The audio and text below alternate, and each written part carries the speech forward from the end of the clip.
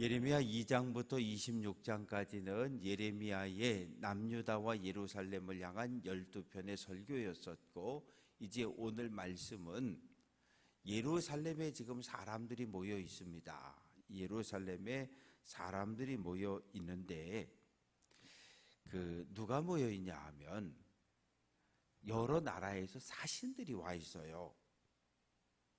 어느 나라가 왔냐 하면 3절에 에돔, 모압, 암몬, 두로, 시돈 5개 나라의 사신들이 예루살렘을 방문했고, 누구를 만나고 있냐 하면 시드기야 왕을 만나고 있습니다.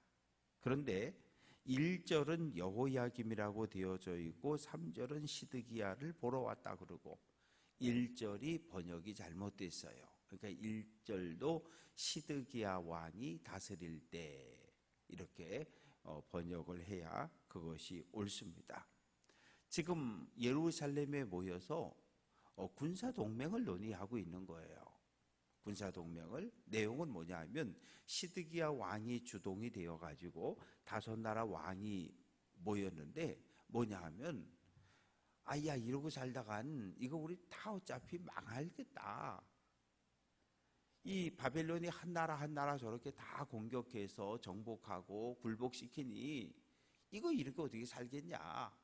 그러지 말고 이번 기회에 내가 앞장설 테니까, 남유다 예루살렘 시드기야 왕이 앞장설 테니까 너희 5나라들도 좀 이번에 뭉치자. 그래서 연합군을 만들어서 바벨론하고 한번 싸워보자. 1대1로 싸우면 백전백패지만 이렇게 6나라가 똘똘 뭉쳐서 싸워보면 혹시라도 우리가 이길 수 있지 않겠느냐. 그러면 더 이상 저 바벨론의 침략으로부터 우리가 맨날 벌벌벌벌 떨면서 이렇게 살 이유가 없지 않겠느냐. 이렇게 동맹을 맺자라고 하는 논의가 오가고 있는 현장에 누가 나타났냐 하면 예레미야 선지자가 나타난 거예요. 근데 이 목에다가 멍에를 메고, 그리고 이렇게 줄로다가 자기 손과 허리를 붙들어 묶어서 그러고 나타난 거예요. 나타나가지고 뭐라고 이야기하냐 하면 4절에 하나님께서 나에게 말씀을 주셨는데, 나에게 주신 이 말씀을 내가 너희에게 그대로 전해주니까 너희는 너희 나라로 돌아가서 너희 나라 왕에게 이스라엘의 하나님 여호와께서 예레미야 선지자를 통해서 주신 말씀이라고 그렇게 알려주어라.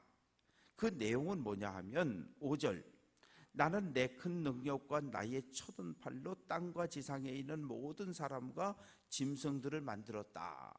무슨 얘기예요? 창조주라는 거죠. 하나님은 하늘과 땅 사이 모든 만물을 만드셨고 들짐승도 만드셨고, 이걸 만들어서 내가 5절 그 부분에 내가 보기에 옳은 사람에게 그것을 다스리고 통치하도록 넘겨주었다는 거예요. 그런데 하나님이 오늘 이 시대에 택한 왕은 누구냐? 바벨론의 느부갓네살이라는 거예요. 그러니 어떻게 하라고요? 7절, 모든 나라가 바벨론과 바벨론의 아들과 그 손자를 섬겨야 된다는 거예요. 섬겨야 된다는 거예요.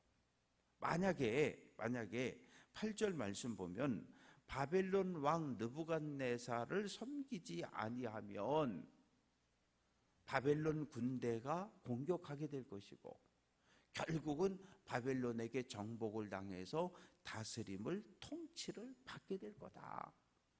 만약에 내가 세운 왕 바벨론의 느부갓네살에게 굴복하지 않는 나라와 민족이 있다면 내가 칼과 기근과 전염병을 보내서 내가 심판할 거다. 이렇게 말씀을 하시는 거예요.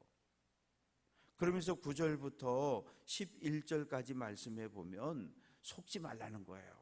누구의 말에? 선지자, 복술가, 꿈꾸는 자, 술사, 요술사. 각 나라마다 다 그런 사람들이 있어서요. 하늘의 별을 보고 점을 치는 사람들, 그 다음에 하늘에 구름이 흘러가는 것을 보고 점을 치는 사람들, 또 짐승을 죽이고 간을 꺼내서 간에 색깔을 보고서 점을 치는 사람들, 이렇게 다양한 사람들이 바벨론 왕을 섬기면 안 돼. 바벨론하고 싸워야 돼. 바벨론하고 싸우면 우리가 승리할 수 있어. 이렇게 말하는 사람들이 있을 텐데 거짓 예언이라는 거예요. 그 말을 믿으면 안 된다는 거예요. 그러니 너희는 돌아가서 너희 왕들에게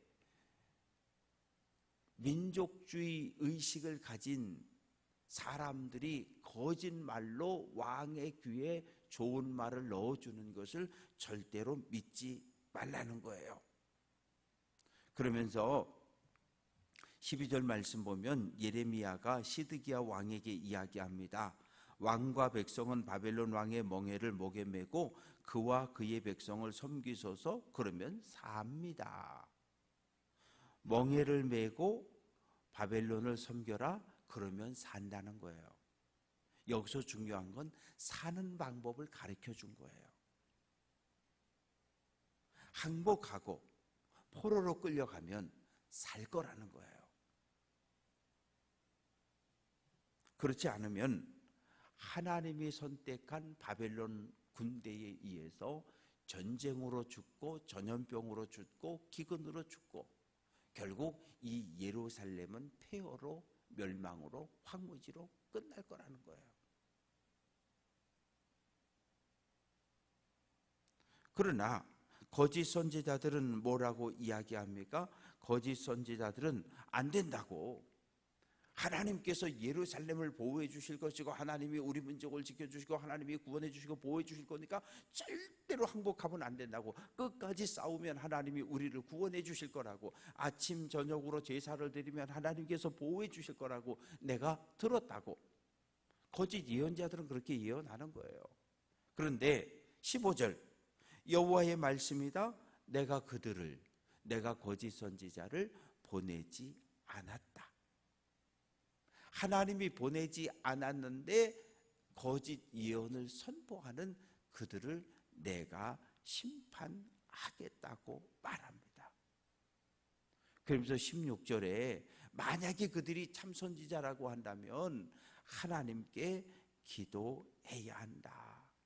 그들은 주장하기를 2년 안에 바벨론의 포로로 끌려갔던 사람들이 돌아올 거다. 바벨론의 전리품으로 끌고 갔던 예루살렘 성전에 있던 성물들이 돌아올 거다. 그렇게 예언을 하지만 그거 거짓말이라는 거예요. 그러면서 17절에 너희는 그들의 말을 듣지 말고 바벨론 왕을 섬겨라. 그래야 하면 산다. 그런데 결과적으로 역사적으로 보면 시드기야 왕은 끝까지 버팁니다. 끝까지 버텨요. 그래서 587년 9년에 바벨론 군대가 침략을 하고 2년 3년을 버티고 586년 예루살렘 성벽이 무너질 때까지 3년을 버텨요. 결과는 무엇입니까? 성벽이 다 무너졌고 그리고 예루살렘 성의 모든 집들을 다 불태우고 성전도 약탈하고 불태우고 다 때려 부셔버렸어요. 그런데 만약에 예레미야의 예언대로 바벨론 군대가 왔을 때 성문 활짝 열어놓고 백기 들고 항복했다면 바벨론 군대가 포로는 끌고 갔겠지만 성전도 불타지 않았을 것이고 왕궁도 불타지 않았을 것이고 예루살렘 성은 온전히 남아 있었을 거예요. 그러나 3년을 끝까지 항복하지 않고 버티니까 화가 잔뜩 나가지고 다 때려 부시고 약탈하고 다 불을 질러버렸어요. 사람이 살 수 없는 도시를 만들어버렸어요. 18절 말씀 보면 만약에 그들이 거짓 선지자가 참 선지자라면 이렇게 기도해야 되지 않겠냐.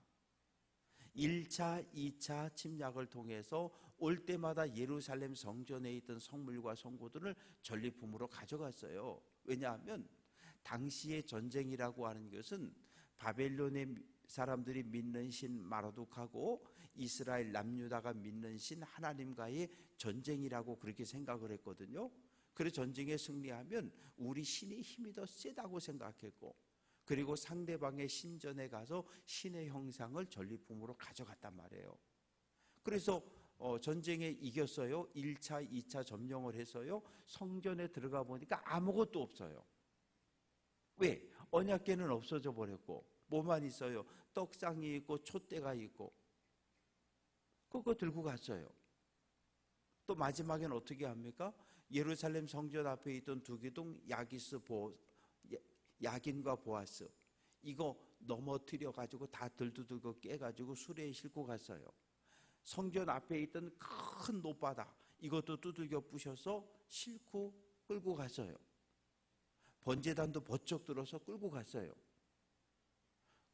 그러고 나서 어떻게 합니까? 제사장과 레위인들이 모여서 또 촛대도 만들어 놓고, 야긴과 보아스는 못 만들지만 또 노뚜멍도 만들어 놓고 번제단도 만들어 놓고 또 아침 저녁으로 제사한 거예요. 2차 때 와서 또 들고 갔어요. 또 만들어 놨어요. 3차 때 다 가져가 버렸습니다. 만약에 거짓 예언을 하는 저 거짓 선지자들이 참 선지자라면, 하나님 이제 더 이상 이 성전의 성물들이 약탈당하지 않도록 지켜달라고 기도하는 게 옳지, 바벨론의 전리품으로 가져간 것들이 되돌아온다고 하는 말도 안 되는 거짓말을 하면 안 된다라고 말합니다.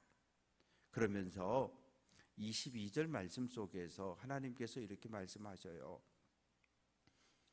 바벨론 군대가 예루살렘 성전에 있던 모든 성물들을 전리품으로 바벨론 마르독 신전의 창고에 갖다 넣어놨는데, 때가 되면 그거 다시 예루살렘으로 돌아올 거야. 내가 그렇게 할 거야.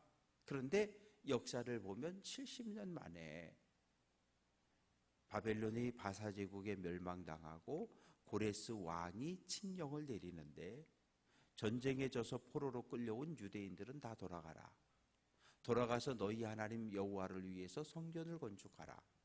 성전 건축에 들어가는 모든 비용은 바사 왕실에서 내주겠다. 그리고 마르둑 신전에 있던 예루살렘 성전에서 하나님을 예배할 때 사용했던 모든 성물들도 다 가져가라 그랬어요. 하나님 말씀대로, 예레미야가 하나님께 받은 말씀대로 역사 속에서 온전히 성취가 되어졌습니다. 그러면 예레미야 시대에만 거짓 예언자와 참 선지자가 있었을까요? 아니요, 오늘도 마찬가지예요.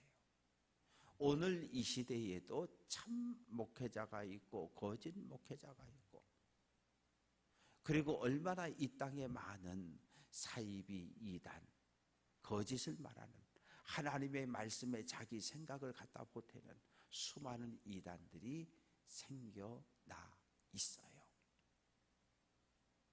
그래서 끊임없이 교회를 공격하고, 그래서 끊임없이 성도를 공격하고, 마치 우는 사자처럼 으르렁거리며 성도를 끌어내서 하나님에게서 끊어내고 결국은 멸망, 믿음의 길을 걸어가지 못하도록, 구원 얻지 못하도록 방해하는 이단과 거짓 교사들이 우리 주변에 있어요. 어떻게 해야 할까요? 어제 베드로 사도는 근신하라, 깨어라. 사도 바울은 술 취하지 말고 성령으로 충만해라. 그럴 때 영분별의 은사가 우리에게 주어질 때 분별력 있는 신앙의 삶, 말씀을 들을 때 하나님 말씀인지 거짓말인지 사람의 생각인지를 정확하게 구별할 수 있는 분별력을 갖추고 있어서 오늘 한 날도 하나님의 말씀을 마음판에 새기고 말씀을 꼭 붙잡고 성령의 인도함을 따라 믿음의 길을 잘 달려갈 수 있는 귀한 성도들 될 수 있기를 주님의 이름으로 축원합니다.